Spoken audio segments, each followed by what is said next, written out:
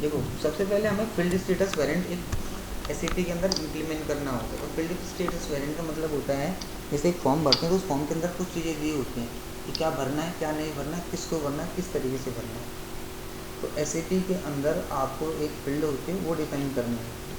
तो आप एसएपी में आ जाओ, OBC40 कोड यूज़ करो, ये विंडो खुलेगी। थोड़ा सा टाइम टेकिंग प्रोसेस होता है क्योंकि इसमें टाइम लगता है। उसके बाद 0001 एसएपी के अंदर स्टैंडर्ड एक फील्ड होती है, इसको सेलेक्ट करना और कॉपी कर लेना यहाँ पे। अब अपना बना लेंगे। तो हमारा कंपनी का कोड किस नाम से बन रहे थे हम लोग, कोई बता सकते हैं? ONT। तो यहाँ पे लिख दिया field status variant for ONT company. अभी हमारे को आसान हो गया। देखो फील्ड स्टेटस वेरिएंट, इसको कॉपी कर देंगे और उसमें यहाँ से कॉपी और कर देंगे,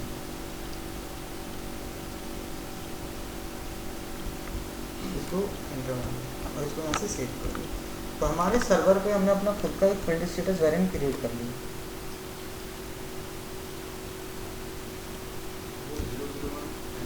एसएपी के अंदर स्टैंडर्ड होता है 0001। अब इसको सेलेक्ट कर लो, यहाँ से फील्ड स्टेटस ग्रुप पे डबल क्लिक करो। यहीं पे देखो कि बहुत सारे फील्ड बने होंगे। तो इसमें एक फील्ड होता है जिसका नाम होता है YB01। क्या होता है?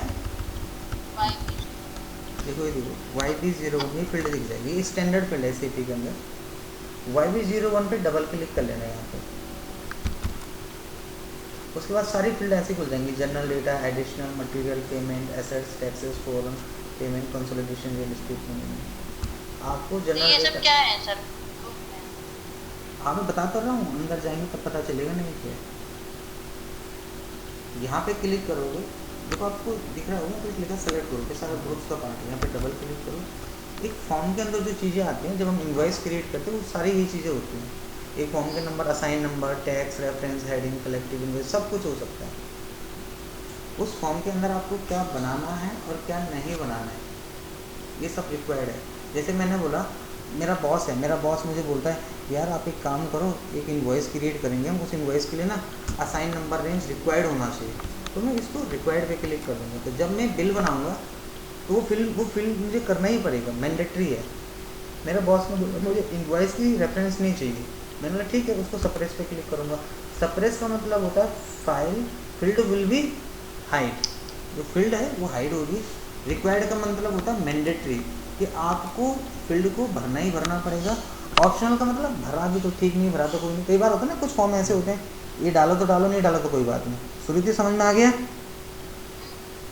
सर ये सप्रेस वाला सर किसी फॉर्म में दिया देखते हैं कि वो सब पहले से ही भरा रहता है सप्रेस वाला। हाँ सप्रेस हाँ वो ऑलरेडी डिफाइंड होता है, तो इसमें हमें कुछ करना नहीं है। यहाँ पे कुछ नहीं करना। जब आप कंपनी में जाओगे तो आपका बॉस आपको बोलेगा कि भाई ये फील्ड मुझे चाहिए। वो ये बोलेगा, आपको क्लियरली लिख के बोलेगा कि पेमेंट ट्रांजेक्शन में मुझे ड्यू डेट नहीं चाहिए, तो आप उसको सप्रेस कर दोगे।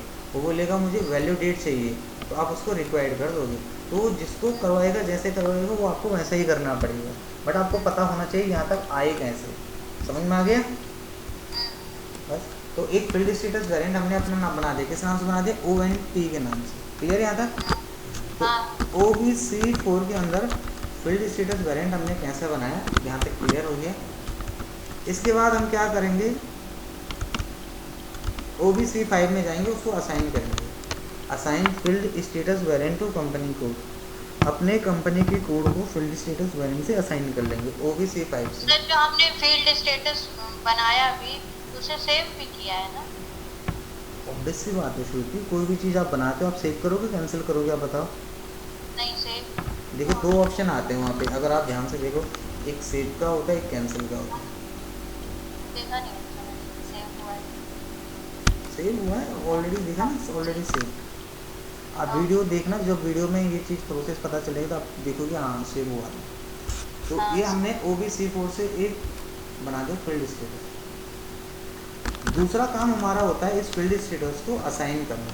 लिखा है assign field status variant to company code. अपने कंपनी के कोड के साथ इस वेरिएंट को असाइन करना होता है। इसका टी कोड होता है OBC5। SAP में आ जाओगे, OBC5 टी कोड डालोगे, एंटर मारोगे, पोजीशन पे जाओगे, अपना कंपनी का कोड डाल दो। हमारा कंपनी का कोड क्या है? ONT, ये है ना। एंटर मारो तो आप देखोगे आपको कंपनी का कोड दिख गया। यहाँ पे फील्ड स्टेटस में क्या डाल दोगे? अभी तो बनाया हमने ONT, यही तो बनाया, सेव कर दो। सेव यहाँ से सेव।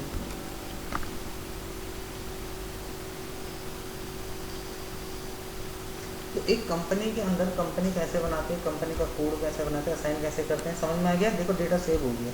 यहाँ तक दोनों में किसी को प्रॉब्लम हुई? अब हमारा नेक्स्ट टॉपिक है define document type and number range. Define document types and number range क्या होता है?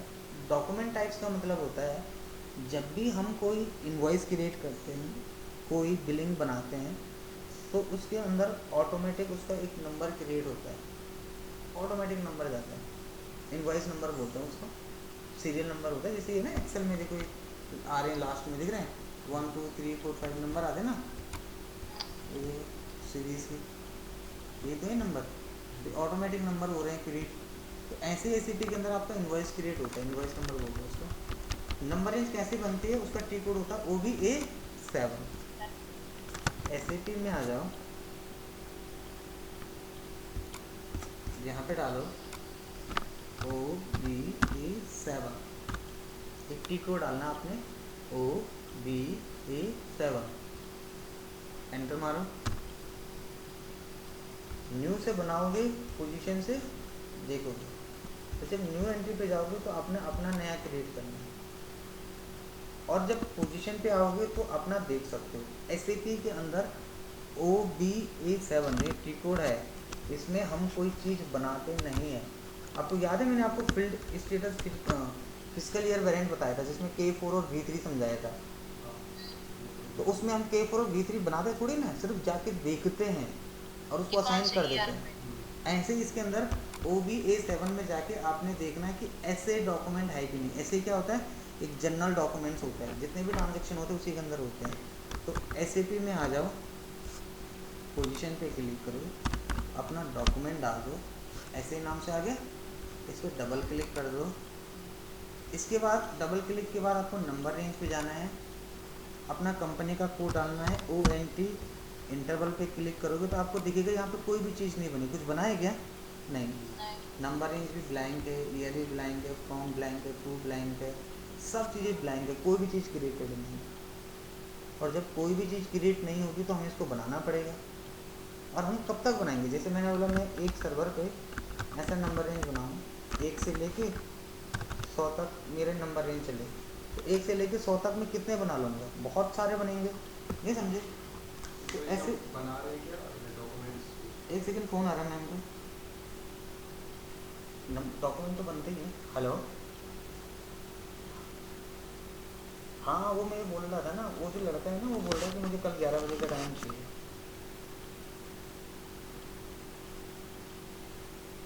वो लेके गया, मेरे को 10 बजे बोला मैं उठ नहीं सकता, नाइट जॉब करता हूँ।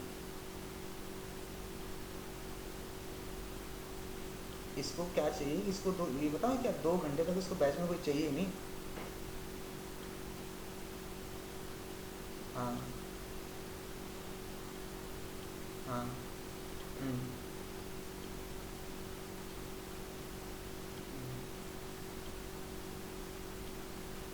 मैं तो बोला, वो मना कर रहा, वो बोला सर मैं नाइट शॉर्ट शिफ्ट होती है, सुबह उठता हूँ। मैंने बोला ठीक है भाई, तो अपना बता देते हैं, बहुत टेंशन पे करता है।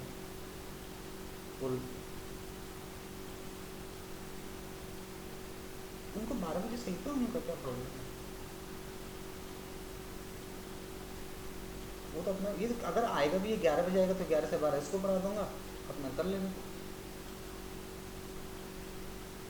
ये पता है क्या बताऊँ कैसे बोल रहा है?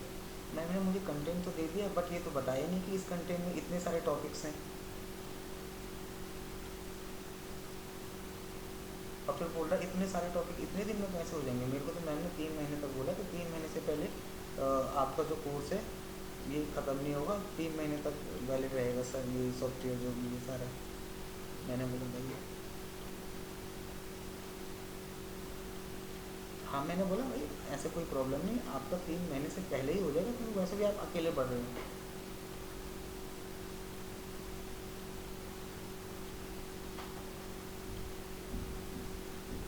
ये भी सी बताओ कैसा बोल रहा है, मेरे को तो सीधे उन्होंने बोल रहा है मैं आप हर चीज़ में कंफर्टेबल होने चाहिए। मैंने बोला ठीक है भाई, तेरे को जो सूटेबल लगे तू वो करा, हमें क्या प्रॉब्लम है। हाँ हाँ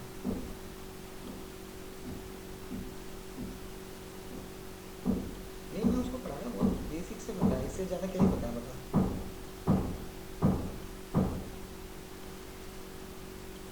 ओके ओके ओके।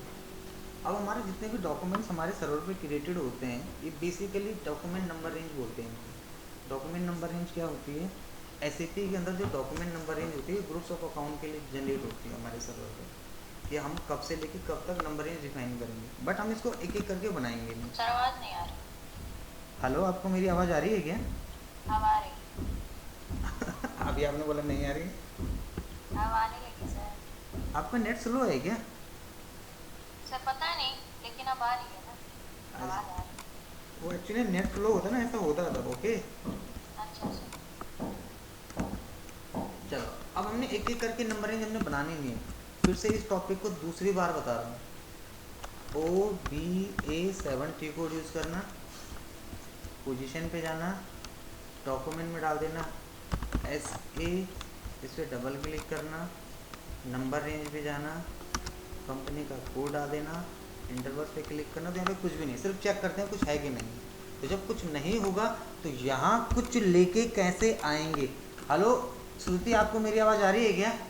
आ रही है सर। तो यहाँ पे तो डॉक्यूमेंट नंबर रेंज है ही नहीं, अब हमें चाहिए।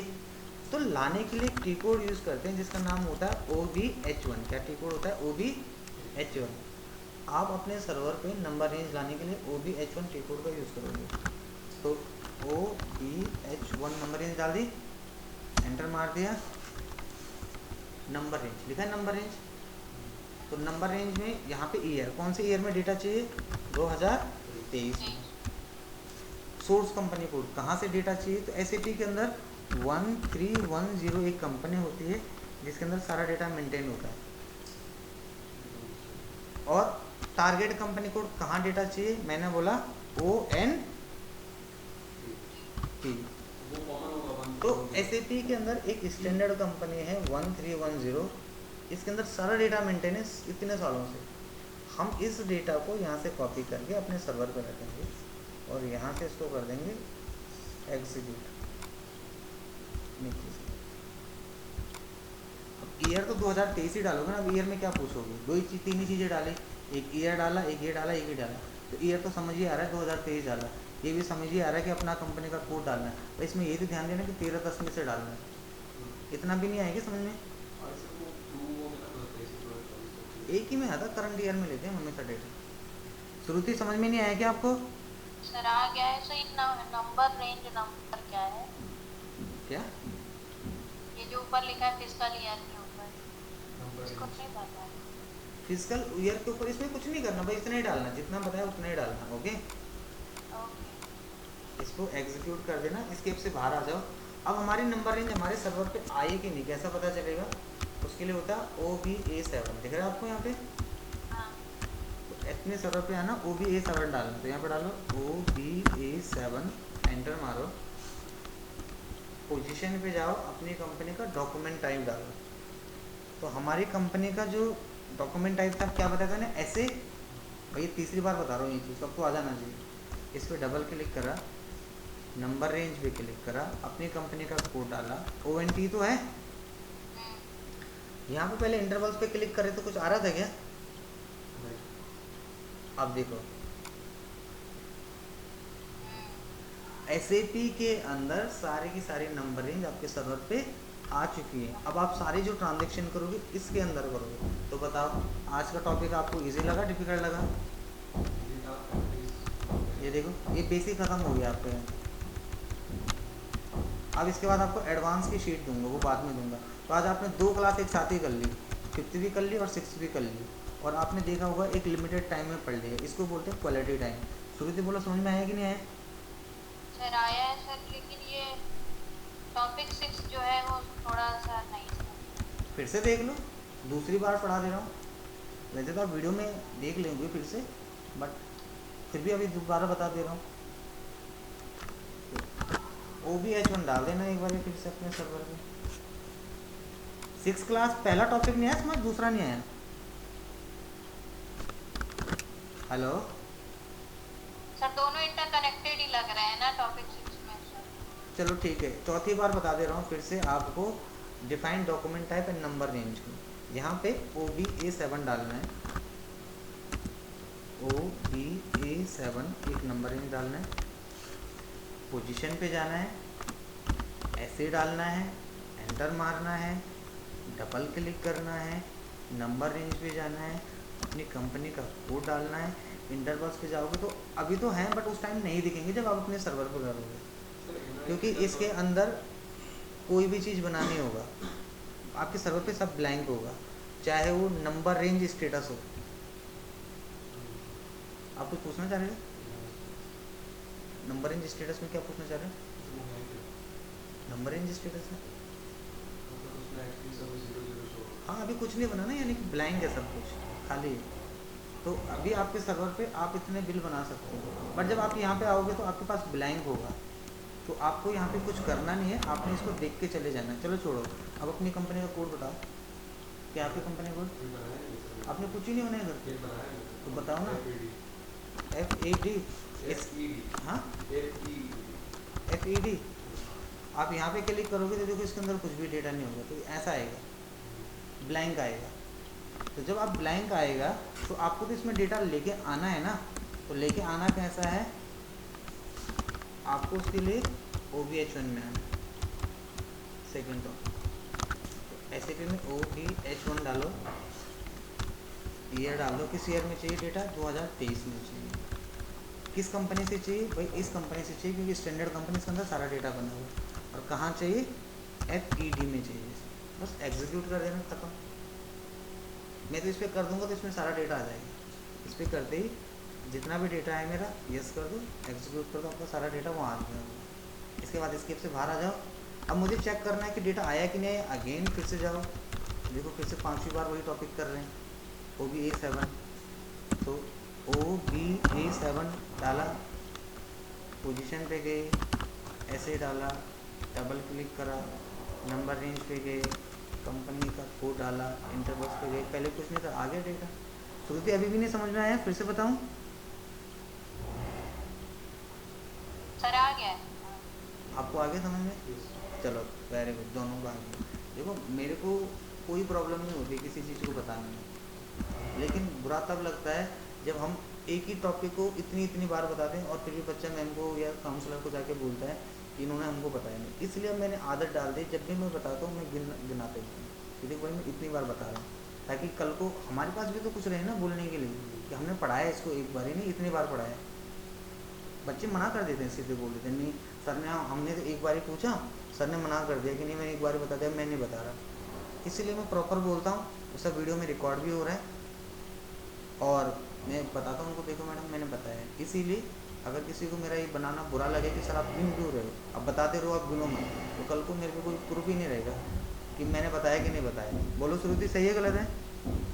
सही है। क्योंकि बच्चे बहुत तरीके के होते हैं ना, हर तरीके के बच्चे अपनी गलती मानने को तैयार नहीं, खुद करना नहीं चाह रहे हो। चलो आप लोग तो पढ़े लिखे लोग कर रहे हो, लेकिन कई होते हैं ऐसे उठपटांग टाइप के। तो आज का टॉपिक में हमने सारी चीज़ें कंप्लीट कर ली, बेसिक से लेके क्लास नंबर 5 भी कंप्लीट कर लिया और क्लास नंबर 6 भी कर लिया, बहुत अच्छे से कर लिया, 2-3 बार ही कर लिया ये। तो यहाँ तक तो आपका सारा खत्म हो चुका। अब इसके बाद आपका मंडे से नेक्स्ट टॉपिक शुरू होगा। सर अभी इसमें कितनी क्लासेस होंगी? बहुत सारी क्लासेस होंगी। सर इसमें बहुत सारे कोड होते जा रहे हैं। वो तो होंगी ना अभी, जबकि मैं अभी आपको पढ़ाया कितना, 20 मिनट पढ़ाया। देखो